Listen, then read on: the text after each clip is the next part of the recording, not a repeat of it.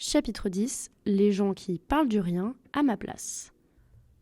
En fait, le truc, c'est que moi, j'aime pas trop travailler. Alors dès que j'en ai l'occasion, je parle du rien avec les gens. Et alors, il se passe quelque chose de super. Les gens trouvent des idées à ma place. C'est vraiment chouette. Comme ça, je travaille moins. Mais en même temps, c'est pas forcément grave parce que si je fais rien, je suis quand même dans le thème. Donc c'est ok. Mais bon, j'ai pas envie de voler la voix des gens pour autant. Alors, c'est leur tour de parler. Petite précision, parfois les enregistrements sont de mauvaise qualité. J'espère que ça ne sera pas trop désagréable pour vos oreilles. Je les ai enregistrés avec mon téléphone. Euh, si vous avez les oreilles sensibles et que vous trouvez ça désagréable, n'hésitez pas à passer ce chapitre. Quand tu vas dans ton rien et que tu y amènes quelque chose, je pense qu'il faut y amener quelque chose intérieurement, parce que si quelqu'un d'autre vient dans ce rien et que tu partages ça, ça va créer une ambiance et donc une contrainte où si toi t'es en mode wouhou, pump it up, et que l'autre à côté il est là, je viens là pour soigner la perte de tous mes grands-parents, tu vois, il y a un truc où toi ça te crée une contrainte, si l'autre fait la fête tu peux pas penser à ça et inversement, tu vois. Du coup, je suis pas sûre que ça se partage, ou du moins ça se partage pas à l'oral. On peut partager un espace de rien physiquement, mais pour moi, ça va être un truc intérieur. Ok. Du coup, on revient vachement aux soins et à une thérapie. Je sais pas, c'est l'absence de tout Mhm. et la présence de l'absence. Dis pas de conneries, t'es enregistré. Moi, je suis pas dans tout ce qui est conceptuel, donc je pense qu'on peut vite aussi tomber dans un discours de blabla qui, en vrai, ne veut pas dire grand-chose, tu vois. Je pense que c'est quelque chose auquel il faut faire attention. Pour moi, c'est important aussi de rendre accessible ce que tu dis, donc dans les mots que tu utilises, mais aussi dans tes constructions. Et ensuite, moi, ce qui m'intéresserait, tu vois, ce serait plus l'espace, le rien, le vide. Les trous noirs, la matière noire, enfin tu vois, peut-être les trucs comme ça. Et ensuite, t'as les histoires de vide intérieur, comme elle parlait Faustine, mais là, du coup, c'est perché. Bah, c'est semi-perché, tu vois.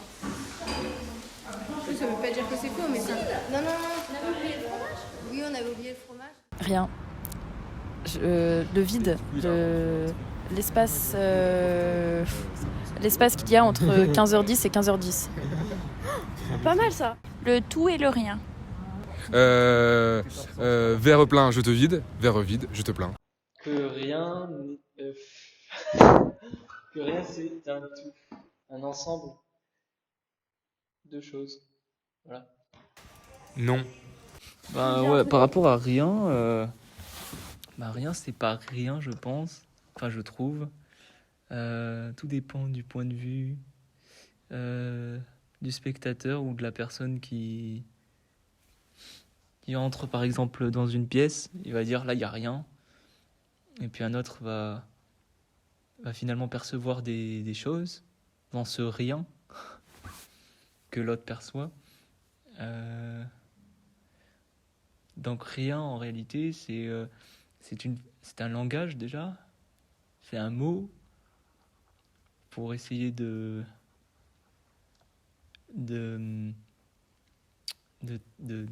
décrire quelque chose subjectif, je pense, parce que en réalité, je pense que tout dépend de la perception de la personne.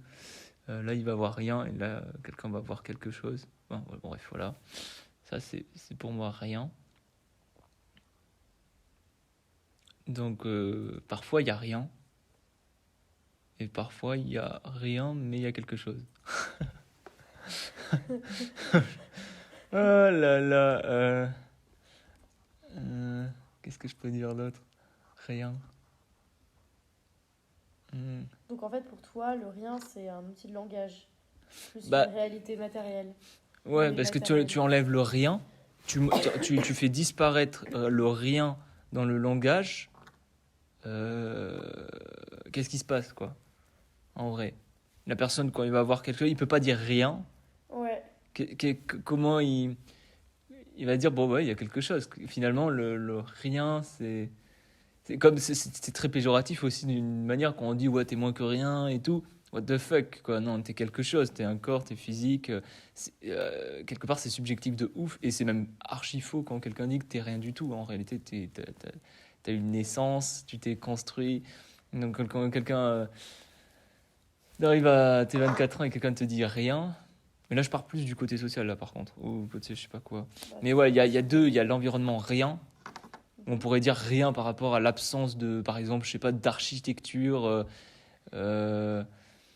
qui sert à aider les gens, ou je sais pas.